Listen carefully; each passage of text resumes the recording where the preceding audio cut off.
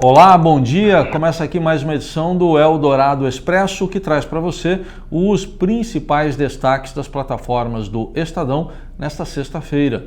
Oi, Carol, bom dia. Bom dia, Raíssen, bom dia a todos e todo mundo de olho em Brasília para saber um teste que vai sair por lá hoje. Teste do presidente Jair Bolsonaro para coronavírus. Vamos relembrar que ontem saiu o teste positivo e depois comprovado mais uma vez, numa contraprova, do secretário de comunicação da presidência, Fábio Weingarten. Então ele deu positivo para coronavírus e ele estava naquela comitiva do presidente Bolsonaro na viagem aos Estados Unidos. Então todos lá da comitiva, incluindo o próprio presidente, fizeram o teste e espera-se que hoje seja divulgado. De qualquer forma, o presidente já está fazendo home office, né? Está lá no Palácio da Alvorada e é a orientação dada aos integrantes da equipe. E ontem, numa transmissão pelo Facebook, o presidente chegou a sugerir o adiamento dos protestos convocados para o próximo domingo, de apoiadores dele contra o Congresso e o STF. Mais tarde, em rede nacional de rádio e televisão, ele foi até mais enfático, dizendo que o ideal seria adiar esses protestos aí em 1 ou 2 meses, dependendo, por causa dessa situação aí mundial agora, envolvendo também o coronavírus. E os líderes desses movimentos já concordaram, mas nas redes sociais tem lá uma hashtag sendo divulgada que é "Desculpa, Jair, mas eu vou". Outro assunto de hoje vai para como o governo está se articulando, né? O Congresso, por exemplo, já disse que vai aceitar uma medida provisória para liberar 5 bilhões de reais para justamente investir dinheiro na saúde. Fora isso, o próprio Ministério da Economia também divulgou informações, na verdade 5 medidas para tentar conter, né, que a epidemia atinja muito forte a economia brasileira. Dentre essas medidas tem, por exemplo, a antecipação de metade do 13º salário agora para abril dos aposentados e também diminuir as tarifas de importação de produtos médicos específicos. Ao longo do dia, outras medidas podem ser anunciadas. Falando ainda em medidas na área internacional, elas dão uma animada hoje no mercado financeiro. O Banco Centro-Americano anunciou a injeção de $1,5 trilhão na economia. Também medidas estão sendo anunciadas na Europa para dar uma estimulada na economia e com isso as bolsas da Europa operam em fortes altas, mais de 7%. Na Ásia não deu tempo ainda, mas as bolsas hoje fecharam em quedas ainda em torno de 6%.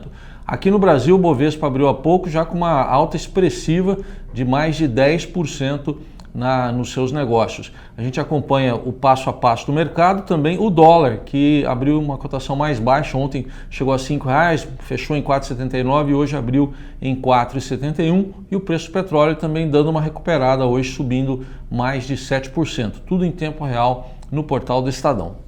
E agora a gente vai falar dos números, né? Porque no mundo, a Itália é o país que mais se destaca, já são mais de 1.000 mortos, mais de 15 mil pessoas infectadas. Na França, na Espanha, tem diversas regiões que já estão em quarentena. E na China, cada vez mais longe, né, do pico desse surto, onde também tudo começou, né? Essa grande pandemia que agora é mundial. No Brasil, a gente tem oficialmente 77 casos confirmados pelo Ministério da Saúde. Mas, como estados e hospitais vão divulgando esse número ao longo do dia, esse número, que deve ser confirmado ainda no fim da tarde, vai passar dos 100. Já são pelo menos 100 casos confirmados e mais de 1.400 suspeitos em todo o país. Há uma grande articulação entre governo federal e estados para liberar o número de leitos de UTI para atender as pessoas que tiverem algum tipo de complicação a partir do contágio pelo Covid-19.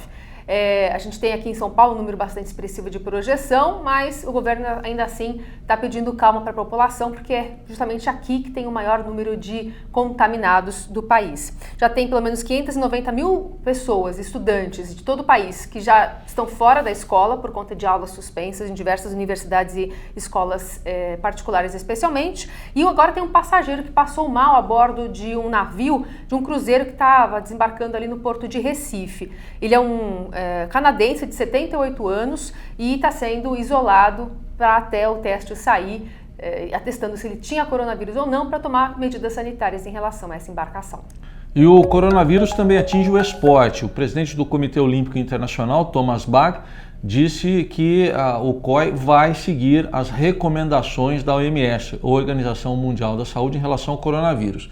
Não ficou claro ainda o que vai acontecer, mas ele disse que vai seguir essas recomendações para tomar uma decisão sobre os Jogos Olímpicos de Tóquio, abertura em 24 de julho. A Até agora não tem nada definido em relação a isso.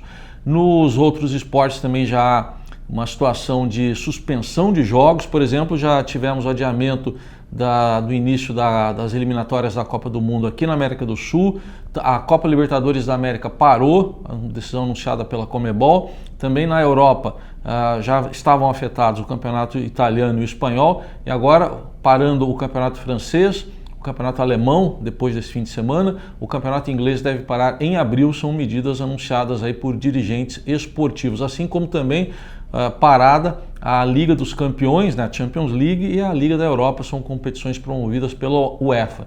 E o Grande Prêmio da Austrália de Fórmula 1 está cancelado, aconteceria neste final de semana, mas a organização decidiu cancelar a prova por causa aí dos efeitos do coronavírus.